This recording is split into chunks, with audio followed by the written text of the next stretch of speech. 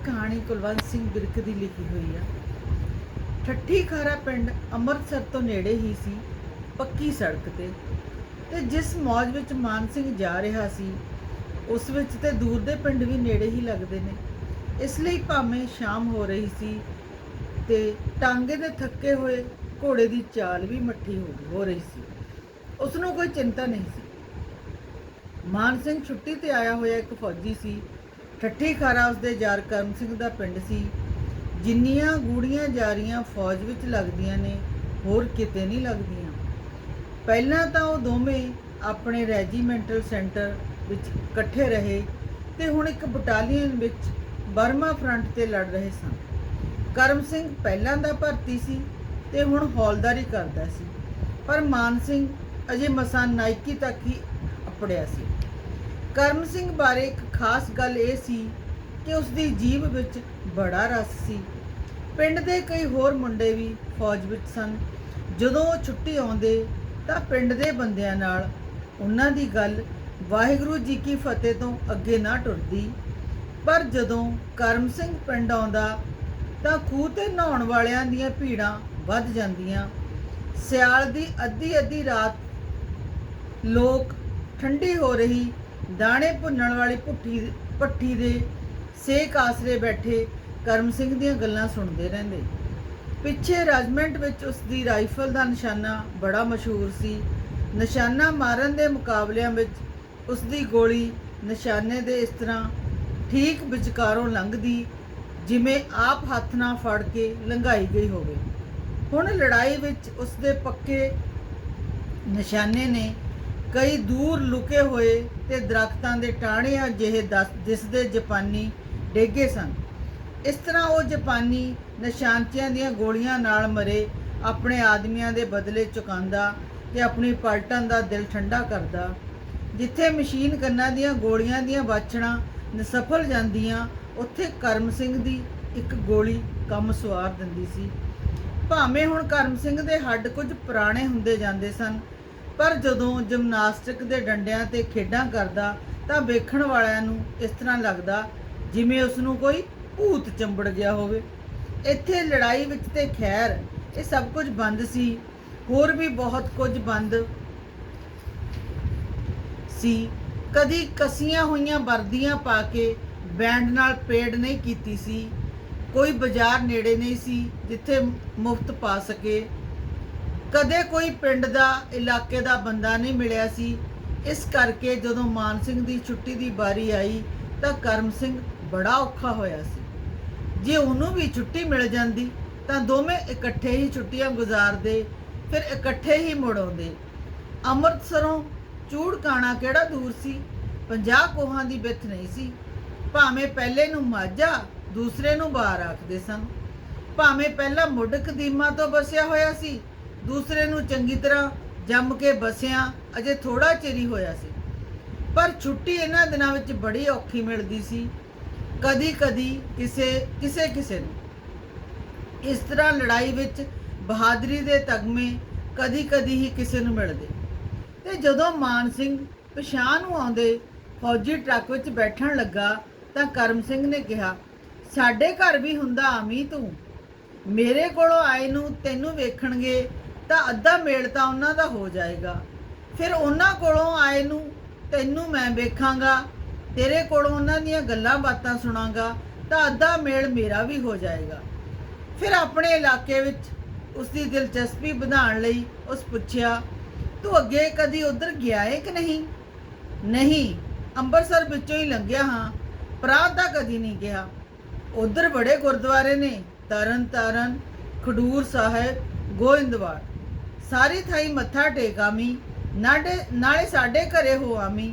ਮੈਂ ਚਿੱਠੀ ਪਾ ਦਿਆਂ ਉਹਨਾਂ ਨੂੰ। ਤੇ ਇਸੇ ਕਰਕੇ ਆਪਣੀਆਂ ਛੁੱਟੀਆਂ ਮੁੱਕਣ ਦੇ ਨੇੜੇ ਅੱਜ ਉਹ ਟਾਂਗੇ ਤੇ ਚੜਿਆ ਕਰਮ ਸਿੰਘ ਦੇ ਪਿੰਡ ਜਾ ਰਿਹਾ ਸੀ। ਬਾਪੂ ਜੀ, ਮੈਂ ਮਾਨ ਸਿੰਘ ਹਾਂ, ਚੂੜਕਾਣਿਓ। ਉਸਨੇ ਕਰਮ ਸਿੰਘ ਦੇ ਘਰ ਦੀ ਡਿਓੜੀ ਵਿੱਚ ਬੈਠੇ ਬਾਬੇ ਨੂੰ ਹੱਥ ਜੋੜ ਕੇ ਕਿਹਾ, ਆਓ ਜੀ, ਜਿਉ ਆਇਆਂ ਨੂੰ, ਆਓ ਬਹਿ ਜਾਓ। ਮਾਨ ਸਿੰਘ ਕਾਲੇ ਸੁਭਾਅ ਦਾ ਨਹੀਂ ਸੀ, ਪਰ ਆਪਣੀ ਇਸ ਆਓ ਭਗਤ ਤੇ ਉਸ ਨੂੰ ਬੜੀ ਹੈਰਾਨੀ ਹੋਈ ਹੋ ਸਕਦਾ ਸੀ ਇਹ ਕੋਈ ਓਪਰਾ ਆਦਮੀ ਹੋਵੇ। ਤੁਸੀਂ ਕਰਮ ਸਿੰਘ ਦੇ ਬਾਪ ਹੋ? ਉਸਨੇ ਚਿੰਗੇਰੀ ਮਿਲਣੇ ਦੀ ਮੰਗ ਕਰਦੇ ਹੋਏ ਕਿਹਾ। ਆਹੋ ਜੀ, ਇਹ ਉਹਦਾ ਹੀ ਘਰ ਏ। ਉਸ ਮੇਰੇ ਬਾਰੇ ਤੁਹਾਨੂੰ ਕੋਈ ਚਿੱਠੀ ਲਿਖੀ ਸੀ? ਹਾਂ, ਉਸ ਲਿਖਿਆ ਸੀ ਭਈ ਤੁਸੀਂ ਆਓਗੇ ਸਾਡੇ ਕੋਲ। ਤੇ ਬੁੱਢਾ ਉੱਠ ਕੇ ਵਿਹੜੇ ਵੱਲ ਨੂੰ ਤੁਰ ਪਿਆ। ਇੱਕ ਕੱਟੀ ਨੂੰ ਉਸ ਖੋਲ ਕੇ ਕਿੱਲੇ ਤੋਂ ਦੂਸਰੇ ਕਿੱਲੇ ਤੇ ਬੱਧਾ, ਫਿਰ ਉਸਦੇ ਪਿੰਡੇ ਤੇ ਹੱਥ ਫੇਰਿਆ, ਫਿਰ ਉਸਨੂੰ ਆਪਣਾ ਹੱਥ ਚੱਟਣ ਲਈ ਦਿੱਤਾ। ਫਿਰ ਅੰਦਰ ਜਾ ਕੇ ਮਾਨ ਸਿੰਘ ਦੇ ਆਉਣ ਦਾ ਪਤਾ ਦਿੱਤਾ ਤੇ ਚਾਹ ਲਿਆਉਣ ਲਈ ਆਖਿਆ। ਤੇ ਜਿਸ ਤਰ੍ਹਾਂ ਮੁੜੋ ਡਿਓੜੀ ਵਿੱਚ ਆਉਣ ਤੋਂ ਡਰਦਾ ਹੋਵੇ, ਉਹ ਫਿਰ ਵਿਹੜੇ ਵਿੱਚ ਬੱਧੀ ਘੋੜੀ ਕੋਲ ਖਲੋ ਗਿਆ। ਉਸਦੇ ਅੱਗੇ ਪਈ ਤੂੜੀ ਨੂੰ ਹਿਲਾਇਆ, ਹੋਰ ਛੋਲੇ ਲਿਆ ਕੇ ਉਸ ਵਿੱਚ ਪਾਏ। ਅਖੀਰ ਮੁੜ ਡਿਓੜੀ ਵਿੱਚ ਆ ਗਿਆ। ਬਾਬਾ ਹੁਣ ਕੁਝ ਵਧੇਰੇ ਆਪਣੇ ਆਪ ਵਿੱਚ ਸੀ।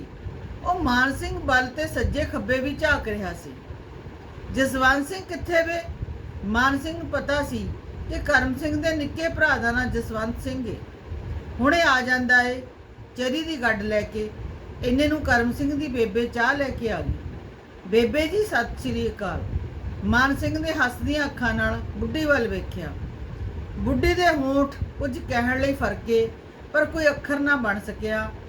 ਮਾਨ ਸਿੰਘ ਨੇ ਚਾਹ ਵਾਲੀ ਗੜਬੀ ਤੇ ਕੌਲੀ ਉਸਦੇ ਹੱਥੋਂ ਫੜ ਲਈ ਤੇ ਉਹ ਵਾਪਸ ਚਲੀ ਗਈ। ਇਹ ਮਜੈਲ ਕਿਸ ਤਰ੍ਹਾਂ ਦੇ ਆਦਮੀ ਨੇ? ਮਾਨ ਸਿੰਘ ਹੈਰਾਨ ਹੋ ਰਿਹਾ ਸੀ। ਆਪਣੇ ਆਪ ਵਿੱਚ ਉਹ ਬੜਾ ਤੰਗ ਸੀ, ਪਰ ਹੁਣ ਇਹ ਘਰ ਆ ਕੇ ਵਾਪਸ ਥੋੜਾ ਜਾ ਸਕਦਾ ਸੀ। ਚਲੋ ਇੱਕ ਰਾਤ ਰਹਿ ਕੇ ਮੁੜ ਚੱਲਾਂਗੇ, ਉਸ ਫੈਸਲਾ ਕੀਤਾ। ਰਾਤ ਨੂੰ ਜਦੋਂ ਜਸਵੰਤ ਸਿੰਘ ਆਇਆ ਤਾਂ ਇਸ ਰੌਣਕ ਵਿੱਚ ਗੱਲਾਂ ਬਾਤਾਂ ਕੁਝ ਖੁੱਲੀਆਂ ਹੋਣ ਲੱਗੀਆਂ। ਬੜੀ ਮਸ਼ਹੂਰ ਹੋਈ ਹੈ ਗੋਲੀ ਕਰਮ ਸਿੰਘ ਦੀ ਉੱਥੇ ਬ੍ਰਹਮਾ ਦੀ ਲੜਾਈ ਵਿੱਚ। ਬਸ ਉਹਦੇ ਘੋੜਾ ਦੱਬਣ ਦੀ ਦੇਰ ਹੁੰਦੀ ਏ। ਅੱਖ ਦੇ ਫੋਰ ਵਿੱਚ ਇੱਕ ਜਾਪਾਨੀ ਹੇਠਾਂ ਲੇਟ ਜਾਂਦਾ। ਸਾਨੂੰ ਟੁਰਦਿਆਂ ਪਤਾ ਵੀ ਨਹੀਂ ਲੱਗਦਾ ਉਹ ਲੱਭ ਕਿੱਥੋਂ ਲਿਆ।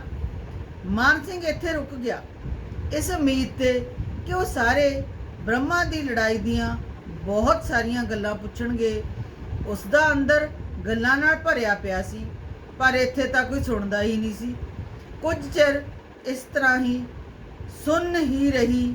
ਫਿਰ ਬੁੱਢੇ ਨੇ ਜਸਵੰਤ ਸਿੰਘ ਨੂੰ ਕਿਹਾ, ਕਦੋਂ ਇਹ ਪਾਣੀ ਦੀ ਆਗੇ ਵਿੱਚ? ਪਰਸੋਂ 3 ਵਜੇ ਸਵੇਰੇ ਲੱਗਣੀ ਏ। 3 ਵਜੇ ਸਵੇਰੇ ਦਾ ਨਾਂ ਸੁਣ ਕੇ ਮਾਨ ਸਿੰਘ ਨੇ ਫੇਰ ਗੱਲ ਛੇੜੀ। ਉਹ ਆਪਣੇ ਯਾਰ ਦੀਆਂ ਰੱਜ ਕੇ ਗੱਲਾਂ ਕਰਨੀਆਂ ਚਾਹੁੰਦਾ ਸੀ। ਹੋਰ ਗੱਲ ਤੇ ਗੱਲ।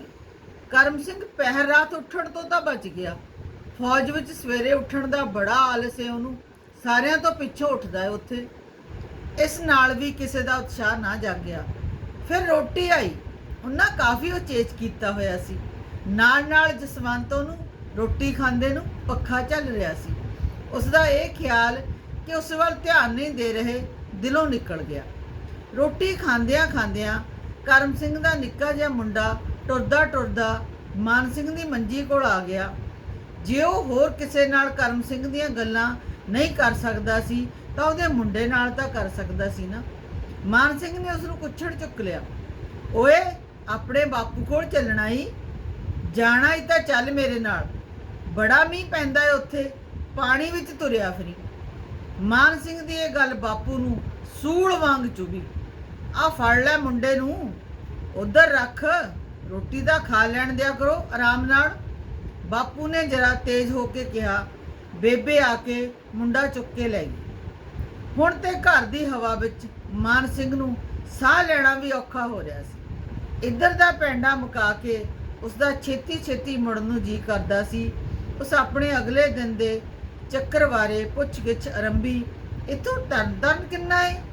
4 ਕੋ ਪਿੰਡ ਆਏ। ਟਾਂਗਾ ਤੇ ਮਿਲ ਜਾਂਦਾ ਹੋਵੇਗਾ ਸਵੇਰੇ ਸਵੇਰੇ ਹੀ। ਟਾਂਗਿਆਂ ਟੁੰਗਿਆਂ ਦਾ ਕੋਈ ਫਿਕਰ ਨਾ ਕਰ ਤੂੰ, ਜਸਵੰਤ ਨੂੰ ਤੇਰੇ ਨਾਲ ਘੱਲਾਂਗੇ।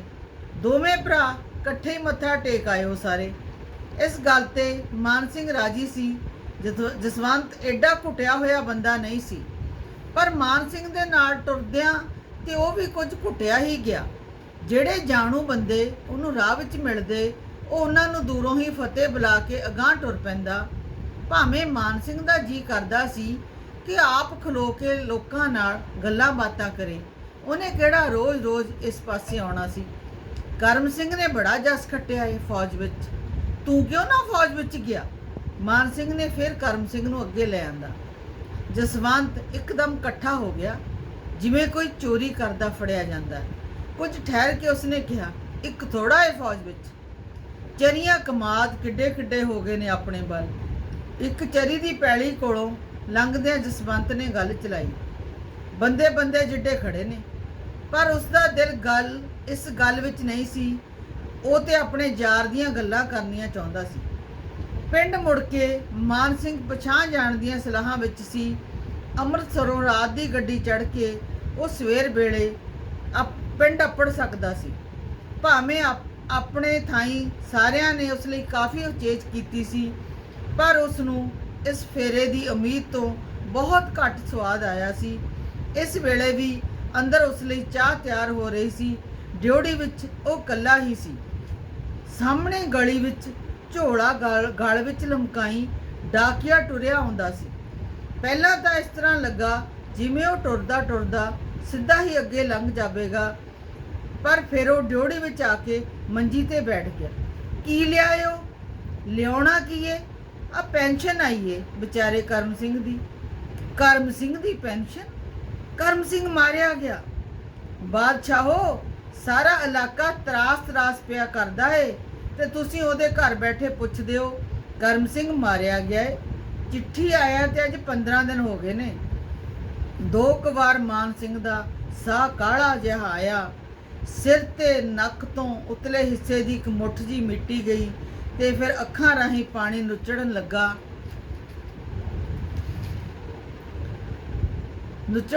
ਤੇ ਉਹਦੀ ਮੁੱਠੀ ਢਿੱਲੀ ਹੋਣ ਲੱਗੀ। ਕਰਮ ਸਿੰਘ ਦਾ ਘਰ ਅੰਦਰ ਗਿਆ ਹੋਇਆ ਉਹਦਾ ਪਿਤਾ, ਉਹਦਾ ਨਿੱਕਾ ਜਿਹਾ ਮੁੰਡਾ ਉਸ ਨੂੰ ਰੋਣ ਵਿੱਚ ਮਦਦ ਦੇ ਰਹੇ ਸਨ। ਬਾਪੂ ਨੇ ਬਾਹਰੋਂ ਹੀ ਡਾਕੀਆ ਬੈਠਾ ਵੇਖ ਕੇ ਸਮਝ ਲਿਆ ਕਿ ਗੱਲ ਨਿਕਲ ਗਈ। ਹੁਣ ਭਾਰ ਚੁੱਕੀ ਫਿਰਨ ਦੀ ਕੋਈ ਲੋੜ ਨਹੀਂ ਸੀ। 8 ਪੈਰਾਂ ਦਾ ਦੀਵਾਰ ਢਿੱਲਾ ਹੋਇਆ, ਅਥਰੂ ਵਗ ਤੁਰੇ। ਦੋਵੇਂ ਢੇਰ ਚਿਰ ਕੋਲੋਂ ਕੋਲ ਬੈਠੇ ਆਪਣੇ ਆਪ ਨੂੰ ਹੌਲਾ ਕਰਦੇ ਰਹੇ। ਫਿਰ ਮਾਨ ਸਿੰਘ ਬੋਲਿਆ, ਤੁਸੀਂ ਮੈਨੂੰ ਆਉਂਦੇ ਹੀ ਕਿਉਂ ਨਾ ਦੱਸਿਆ? ਐਵੇਂ ਅਸਾਂ ਆਖਿਆ ਮੁੰਡਾ ਛੁੱਟੀ ਆਇਆ ਏ, ਇਹਦੀ ਛੁੱਟੀ ਖਰਾਬ ਨਾ ਹੋਵੇ, ਆਪੇ ਛੁੱਟੀ ਕੱਟ ਕੇ ਪਲਟਣ ਵਿੱਚ ਜਾਏਗਾ, ਸੁਣ ਲਏਗਾ। ਫੌਜੀ ਨੂੰ ਛੁੱਟੀ ਪਿਆਰੀ ਹੁੰਦੀ ਏ, ਜਿੰਨੀ ਕਰਮ ਸਿੰਘ ਨੂੰ ਪਿਆਰੀ ਸੀ ਓਨੀ ਹੀ ਤੈਨੂੰ ਹੋਊ ਨਾ, ਸਗੋਂ ਬਹੁਤੀ ਹੋਊ। ਬਾਹਰ ਦੇ ਪਿੰਡਾਂ ਦੇ ਲੋਕ ਤਾਂ ਸੌਣ ਦੇ ਜੰਪਲ ਨੇ, ਉਹਨਾਂ ਤੇ ਤਾਂ ਥੋੜਾ ਔਖ ਵੀ ਬਹੁਤਾ ਦਿਸਦਾ ਹੋ, ਪਰ ਅਸੀਂ ਗੱਲ ਲੁਕਾਉਣ ਵਿੱਚ ਰਤਾ ਕਾਮਯਾਬ ਨਹੀਂ ਹੋਏ, ਐਵੇਂ ਬੇਸਵਾਦੀ ਹੀ ਕੀਤੀ। ਮੁੜਦੇ ਹੋਏ ਮਾਨ ਸਿੰਘ ਨੇ ਮਾਝੇ ਦੇ ਪਿੰਡ ਵੇਖੇ ਜਿਨ੍ਹਾਂ ਦਾ ਬਾਬਾ ਜੰਪਲ ਸੀ। ਇਹਨਾਂ ਦੁਆਲੇ ਬਚਾ ਲਈ ਕਿਲੇ ਕੋਟ ਉਸਰੇ ਹੋਏ ਸਨ। ਥਾਂ ਮੜੀਆਂ ਤੇ ਸਮਾਧਾਂ ਸਨ, ਜਿਹੜੀਆਂ ਪਿਛਲੀਆਂ ਪੀੜ੍ਹੀਆਂ ਵਿੱਚ ਇਹਨਾਂ ਲੋਕਾਂ ਦੀ ਭਾਰਤ ਤੇ ਧਾਵਾ ਕਰਨ ਵਾਲਿਆਂ ਨਾਲ ਲੜਨ ਮਰਦੀਆਂ ਕਹਾਣੀਆਂ ਦੱਸਦੀਆਂ ਸਨ। ਇਸ ਕਰਕੇ ਬਾਬੇ ਦੀ ਸਹਿਣ ਸ਼ਕਤੀ ਇੰਨੀ ਵਧੀ ਹੋਈ ਸੀ। ਉਹ ਦੂਜਿਆਂ ਨੂੰ ਹੌਲਾ ਰੱਖਣ ਲਈ ਆਪ ਭਾਰ ਚੁੱਕਣਾ ਚਾਹੁੰਦਾ ਸੀ। ਮਾਨ ਸਿੰਘ ਨੇ ਸੁਣਿਆ ਹੋਇਆ ਸੀ ਕਿ ਇੱਕ ਧੌਲ ਹੈ ਜੋ ਆਪਣੇ ਸਿਰਾਂ ਤੇ ਸਾਰੀ ਧਰਤੀ ਦਾ ਭਾਰ ਚੁੱਕ ਕੇ ਖੜਾ ਰਹਿੰਦਾ ਹੈ। ਉਸ ਨੂੰ ਇਸ ਤਰ੍ਹਾਂ ਲੱਗਾ ਜਿਵੇਂ ਕਰਮ ਸਿੰਘ ਦਾ ਪਿਤਾ ਹੀ ਉਹ ਧੌਲ ਸੀ, ਜਿਹੜਾ ਭਾਰ ਥੱਲੇ ਦਬਿਆ ਹੋਣ ਪਿੱਛੋਂ ਵੀ ਲੋਕਾਂ ਦਾ ਭਾਰ ਚੁੱਕਣਾ ਚਾਹੁੰਦਾ ਸੀ। ਧੰਨਵਾਦ।